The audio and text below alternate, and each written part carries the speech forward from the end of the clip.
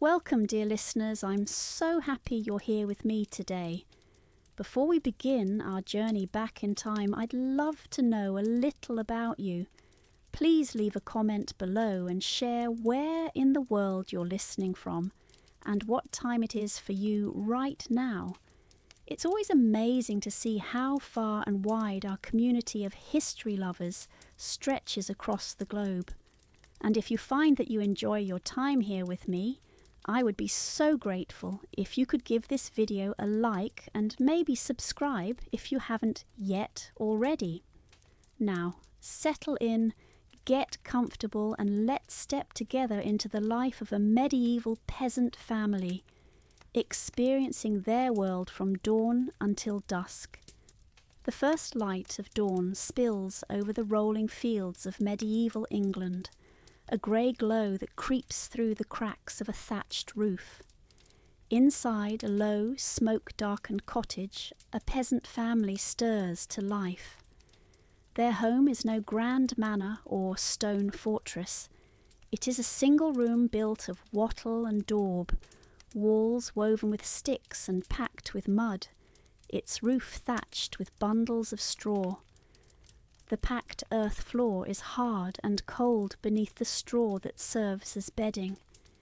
The air is thick with the mingled scents of smoke, livestock, and last night's fire. The father is first to rise. His body aches from yesterday's labour, his back stiff from bending over the Lord's fields, but duty does not wait for rest. He pulls on a coarse woolen tunic, the fabric itchy and heavy, dyed a dull brown from natural plant dyes. His hose are patched from years of wear, and his leather shoes are cracked from mud and rain. Beside him his wife stirs. She too rises early, for her work is as constant as his. She smooths her headscarf and reaches for the dark loaf of rye bread left from yesterday. It is tough and hard, baked days ago in the communal oven. She breaks it into pieces and soaks them in small cups of ale to soften them into something edible. For peasants, ale is not a luxury but a necessity. Water is often unsafe, and ale, weak and nourishing, is drunk by both children and adults alike. The children wake more slowly, blinking in the dim light of the cottage. The eldest, perhaps a boy of 10, is already expected to help his father with the animals and the fields.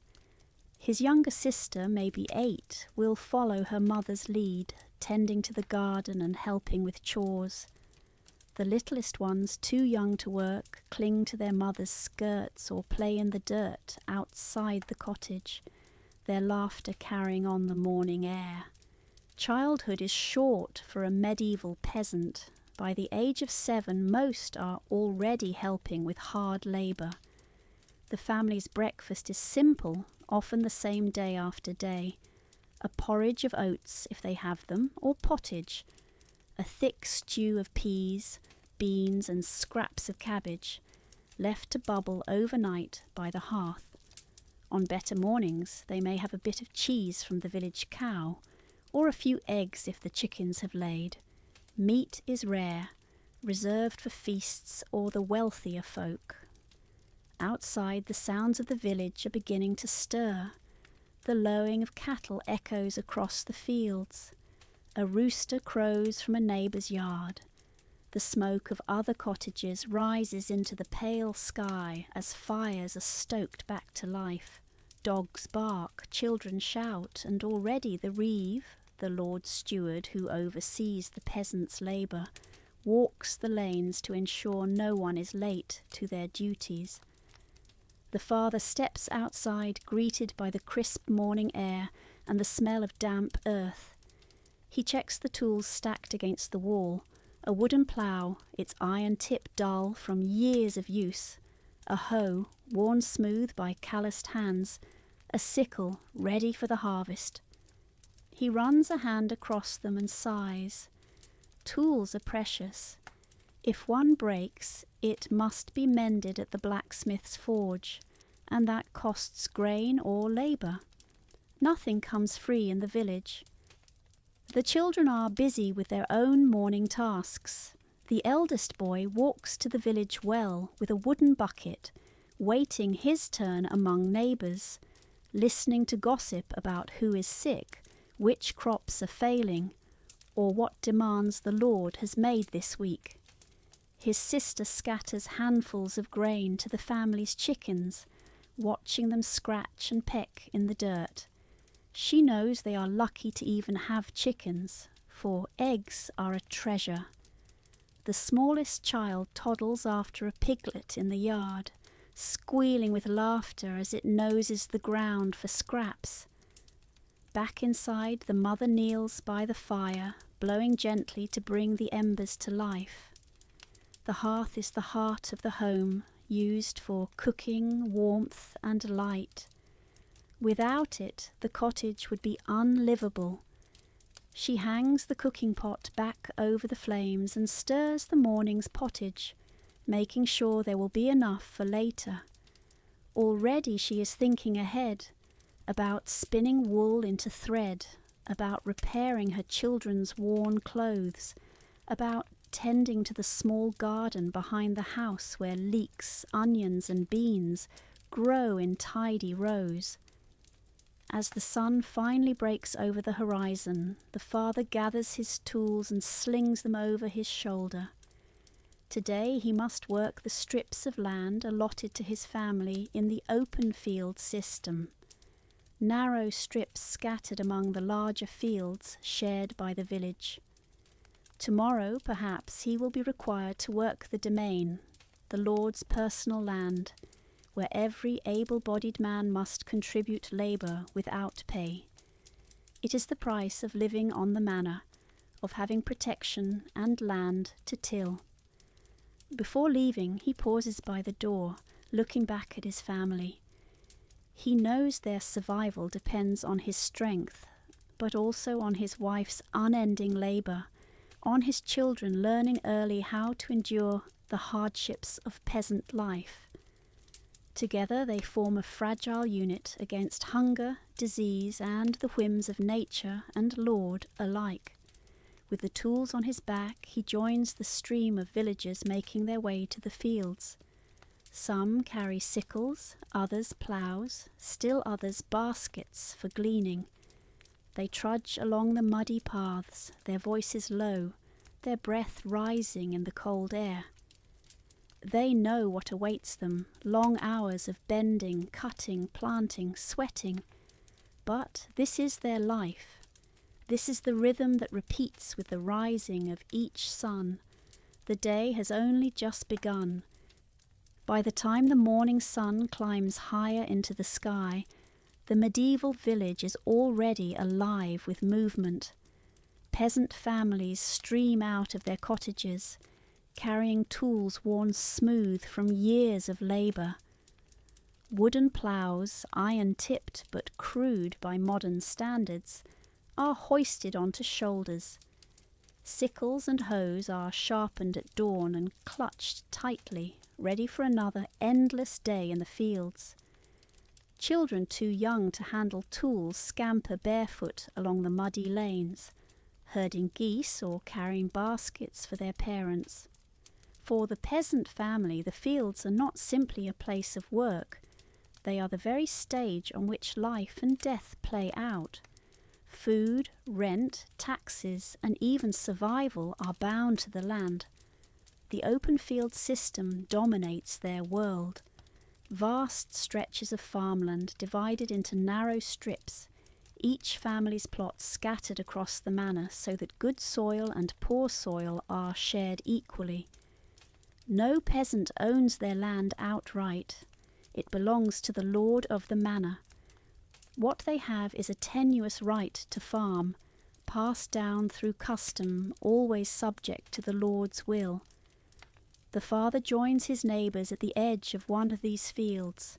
Together they harness a pair of oxen to the heavy wooden plough. Oxen are slow, stubborn animals, but without them, turning the heavy clay soil would be impossible. Few families can afford oxen alone, so they pool their resources, sharing the beasts between strips. Cooperation is not a choice, but a necessity.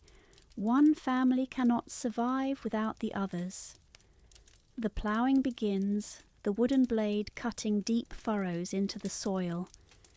The father grips the handles tightly, leaning his full weight against them as the oxen lumber forward. Each step is back-breaking work. The soil is heavy and clumped, full of stones that must be pulled out by hand. Sweat runs down his face, even in the chill of morning. The work is relentless, his muscles screaming, yet he dares not falter. Every inch of ploughed land is a promise of food for winter, or the threat of famine if left undone. Beside him, his wife and the older children follow, scattering seeds into the newly cut furrows. They walk with practiced rhythm. Step, scatter, cover. Step, scatter, cover. The children, still learning, sometimes drop too many seeds in one spot or too few in another, but every kernel matters. Grain is both food and currency. Much of it will never even make it into their mouths. Rent to the Lord, tithes to the church, fees to the miller who grinds it into flour. What remains will be carefully hoarded, baked into dark loaves of bread that form the family's daily meal. The fields hum with the sounds of labour. Men grunt as they push ploughs. Women bend low, their backs aching, to pull weeds or gather stones. Children chase away birds that swoop down to steal seed. Dogs bark, oxen snort, and the steady rhythm of work stretches on without pause. Overseeing it all, the reeve, the Lord's steward, walks the boundaries of the fields. He watches with sharp eyes to ensure no peasant shirks their duty, that no corner of the Lord's domain is neglected. The peasants keep their heads down when he passes. His word carries weight, and his report to the Lord could mean fines, punishment, or worse.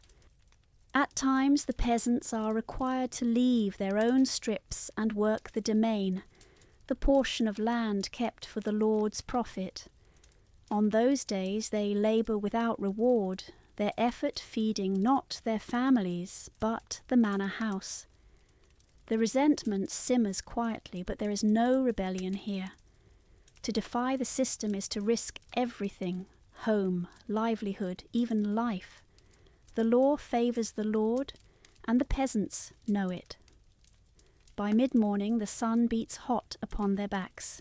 They pause briefly, gathering under the shade of a hedgerow. From small cloth bundles they take their midday meal.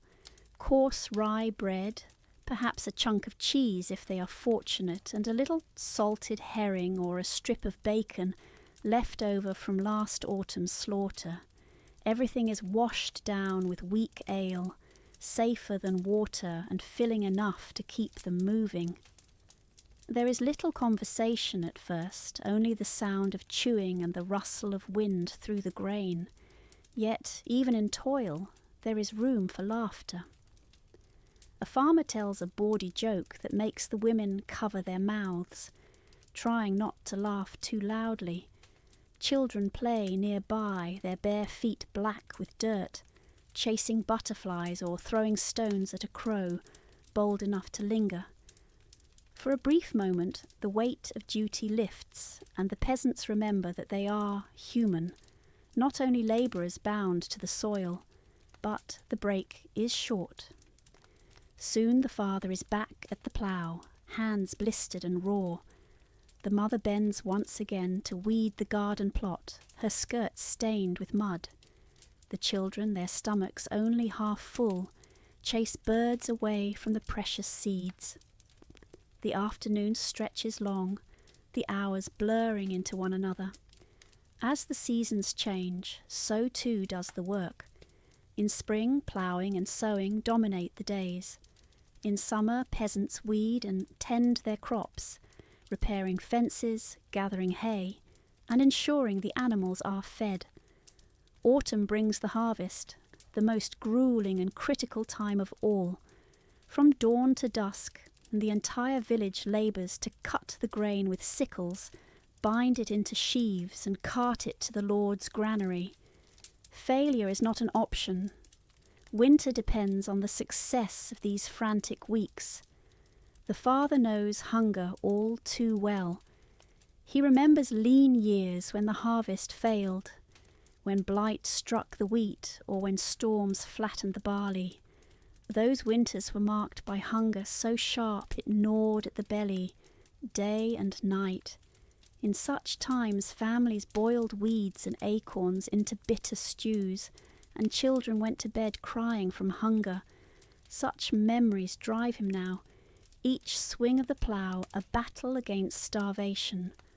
Throughout it all, the peasants' lives are tied to rhythms they cannot control. The weather decides their fate. A late frost, a summer drought, or too much rain could undo an entire year's labour. They pray daily for God's mercy, their faith interwoven with their survival. The Church teaches them that hardship is part of life, that patience and obedience will be rewarded in heaven. For the peasant, the promise of heaven is as important as the harvest. As the afternoon sun begins to sink, shadows stretch across the open fields. The peasants' bodies are weary, their muscles trembling with exhaustion. Hands blistered, faces burned by sun and wind, they gather their tools. The oxen are led slowly back toward the village, their hooves sinking into the mud. The family walks together in silence, their clothes damp with sweat, their hair tangled with dust. Yet, even in their exhaustion, there is quiet pride. They know that today they have done what must be done. The land has been turned, the seeds sown, the promise of food laid down in the soil. Tomorrow they will return again, and the day after that, and the day after, still. This is the rhythm of their existence: sweat, soil, and survival. For the medieval peasant family, life is labour, and labour is life. Without it, there is nothing. The long day in the fields does not end when the family trudges back to their cottage. For a medieval peasant, there is no such thing as rest until every last chore is complete. The village itself is an extension of the family's world, a tight-knit community bound together by necessity, shared labour, and the ever-present watch of the manor. As the family returns from the open fields, the sounds of the village echo around them.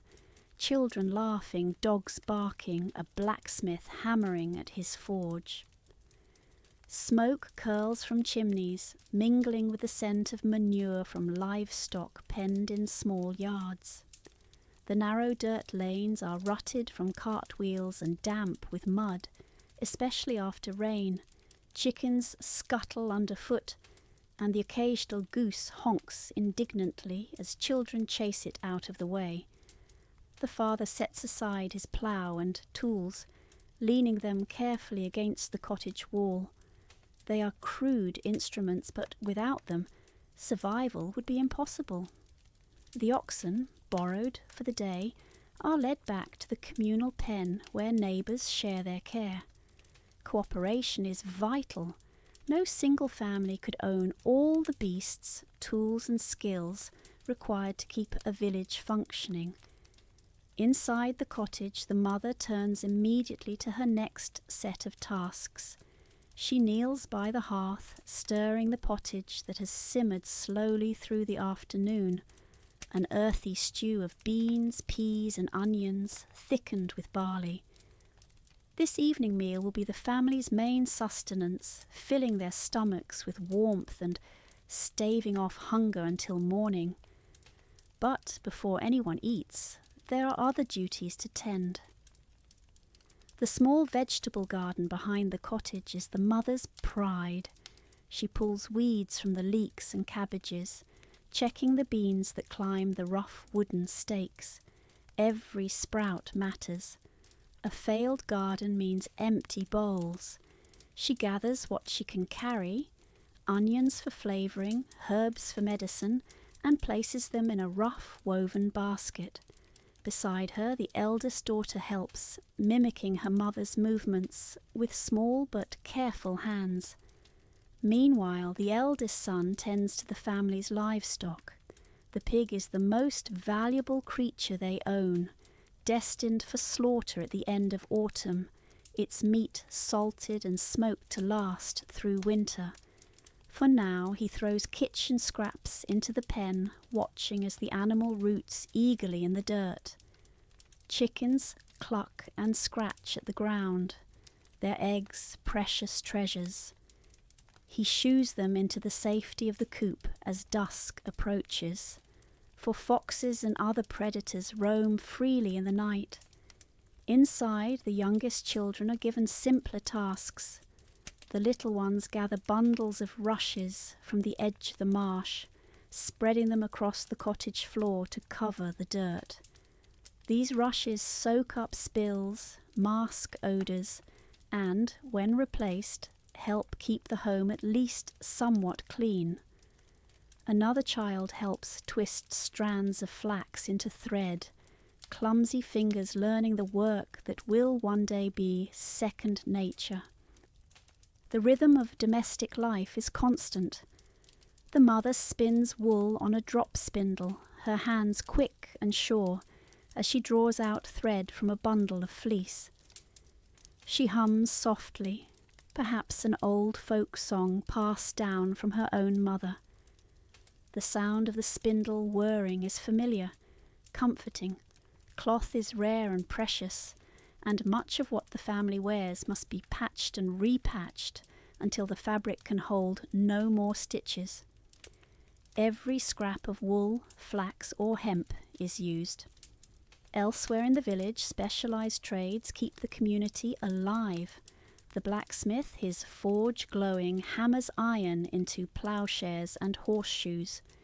His skill is essential, and peasants often pay him in grain or labour. The carpenter mends carts and builds simple furniture, his workshop cluttered with wood shavings. The miller, who grinds the villagers' grain into flour, is perhaps the most resented of all. His toll for using the Lord's mill is steep, often 1/16 of the grain, yet there is no avoiding it. At the centre of village life stands the church. Its stone walls rise above the cottages, a reminder of God's presence in every aspect of life. The priest may not always speak the language of the villagers. Latin fills the sermons, but his authority is absolute. Each family owes a tithe, 1/10 of their produce given to the church. The tithe is heavy, but no one dares withhold it. To cheat God is to risk damnation, and superstition runs deep in peasant hearts. Yet, despite these burdens, the village is more than just toil. It is a place of stories, of songs, of shared humanity. After the day's work is finished, neighbours gather around the communal oven to bake their loaves of bread. The oven, owned by the Lord, requires a fee, but it is also a place of gossip and laughter. Women exchange news of births and illnesses. Men talk about the condition of the fields or grumble about the reeve's demands. Children play tag in the lanes, their laughter echoing long after the sun has set. Festivals bring moments of joy and relief. On holy days, work in the fields halts, and the village gathers for Mass, followed by feasting and merriment. May Day brings dancing around the maypole, while harvest celebrations are marked with music, ale, and roasted meats shared among neighbours. For a people whose lives are marked by endless labour, these festivals are precious, a reminder of joy amidst hardship. Evenings in the cottage are filled with small acts of community. Neighbours may drop by, bringing ale brewed in their own homes to share stories by the fire. children beg for tales of saints and heroes, or frightening stories of spirits that haunt the woods. Storytelling is as important as bread, binding the community together with shared imagination. Still, life is fragile. The shadow of disease always looms. A cough might turn to fever, a small cut to infection. Few peasants live past their 40s, and many children die before reaching adulthood. The village priest offers prayers and blessings, but cures are rare, and fear of illness runs deep. The family knows that one bad harvest, one plague, could reduce the village to hunger and despair. As night falls, chores slow but never cease.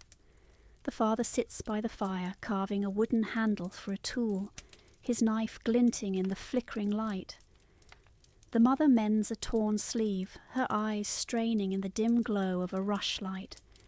The children drowse nearby, full bellies making them heavy-eyed, their laughter fading into yawns. Outside, the village quiets, save for the lowing of cattle and the rustle of wind in the thatch. The peasant family has worked from dawn until dusk, their day filled with labour, but also with moments of togetherness.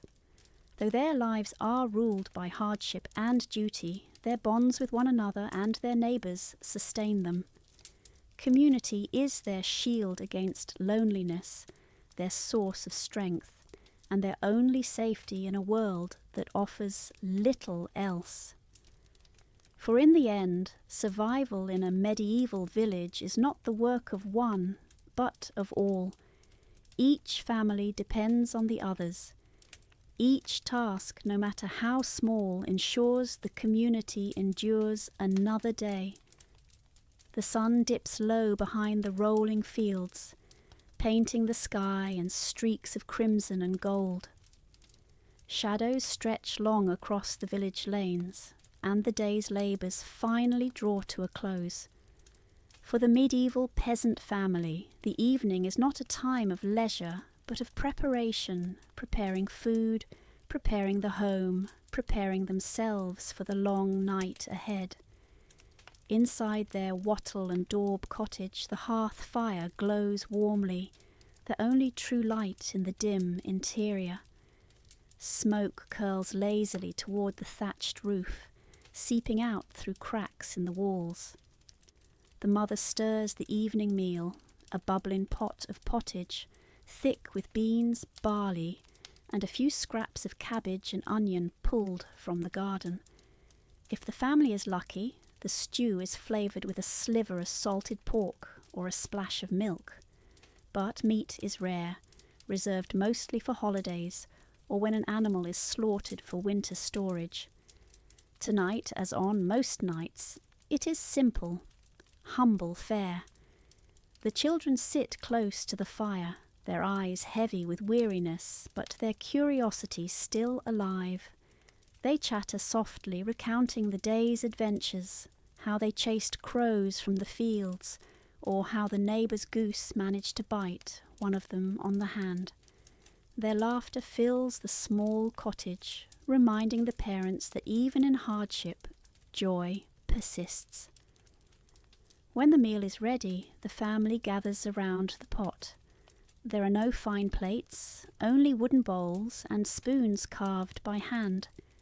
Bread, dark and dense from rye flour, is torn into pieces and dipped into the stew. Each family member eats quickly, silently, grateful for the warmth in their bellies. Hunger is a familiar companion, and though tonight's meal may be plain, it is enough to sustain them. After supper, the chores continue. The eldest son is sent outside to ensure the pig is penned and the chickens secured. A fox prowling at night could undo months of care in a single raid. The daughter tidies the cottage, sweeping the floor with a bundle of twigs, scattering fresh rushes to cover the dirt. The youngest children help in small ways, fetching water, fetching kindling, learning early that survival is a shared responsibility. As darkness deepens, the family turns to faith. The father makes the sign of the cross, and the family kneels together on the straw-covered floor. Their prayers are simple but heartfelt. Thanks for the day's labour, pleas for protection through the night, hope for tomorrow's harvest. The Church's teachings permeate every part of their lives. They believe in heaven and hell, in angels and demons, in saints who watch over them and the devil who tempts them. Religion is not only a comfort but a framework for understanding the suffering and uncertainty of their world. Outside, the village is wrapped in darkness. There are no street lamps, only the faint glow of other cottage fires and the pale light of the moon. The night is filled with sounds, the hoot of an owl, the howl of a wolf in the distance, the rustle of creatures in the hedgerows. Superstitions are strong among peasants. They believe spirits haunt the forests, that witches ride on the night wind, that strange lights in the sky are omens of misfortune. Parents warn children not to wander after dark, for both real and imagined dangers lurk beyond the safety of the village. Inside, the cottage is lit only by rushlights, thin reeds dipped in animal fat, burning with a faint, smoky glow. The mother mends clothing by their flickering light, her needle moving with practiced precision despite the dimness. The father carves a handle for a broken hoe, his knife scraping against the wood. These quiet tasks, done at the end of an exhausting day, are vital. Tools must be ready, clothes must be patched, for tomorrow brings labour once again. Eventually the family prepares for sleep. There are no separate bedrooms, no privacy. All lie down together on a large heap of straw covered with rough woolen blankets. The warmth of bodies pressed close is their only shield against the chill of the night. The youngest children nestle between their parents, lulled to sleep by the soft crackle of the fire. The older ones settle at the edges, whispering until drowsiness overtakes them. The father lies awake for a time, staring at the dark beams of the roof above. His mind turns to worries, the condition of the crops, the looming demands of the reeve, the tithe owed to the church. He wonders whether the harvest will be good, whether his children will survive another winter, whether his family will endure plague, famine, or war. These fears are never far from his heart, for in a world so precarious, security is an illusion. Yet alongside the fear is faith and love. He reaches for his wife's hand, rough and calloused like his own. They have little, but they have each other, and the strength of their family is what sustains them. With that thought his eyes close and sleep claims him. The cottage falls silent, save for the soft breathing of its inhabitants and the occasional crack of the hearth.